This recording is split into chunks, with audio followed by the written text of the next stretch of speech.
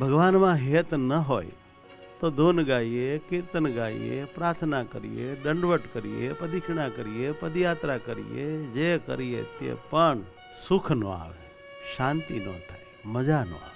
અગત્યમાં અગત્યની વાત છે પરમાત્મામાં પ્યાર, આસક્તિ, ખેંચાણ. ગમે એમ કરીને ભગવાનમાં પ્રેમ ઊભો કરવો, ભગવાનમાં અતિશય ખેંચાણ થાય એવું આપણે આપણા અંતરને કેળવવું.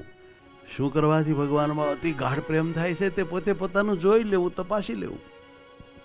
દરેકને ભગવાનમાં અતિશય હેત થવાના 2-4 ઉપાય હોય.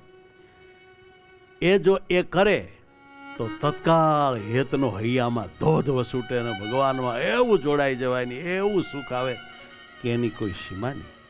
પણ પોતે પોતાની ભગવાનમાં અતિ પ્રીત કર્યાની ટેકનિક જાણી રાખવી જોઈએ.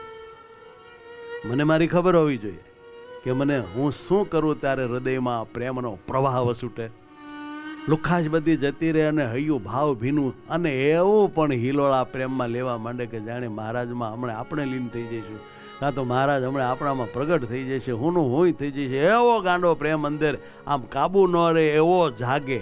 શું કરવા જાગે? મને મારી ખબર હોવી જોઈએ અને તમને તમારી ખબર હોવી જોઈએ. અને એ કરીએ એટલે એમ થાય ને થાય, એમાં ફેર ન પડે સાહેબ.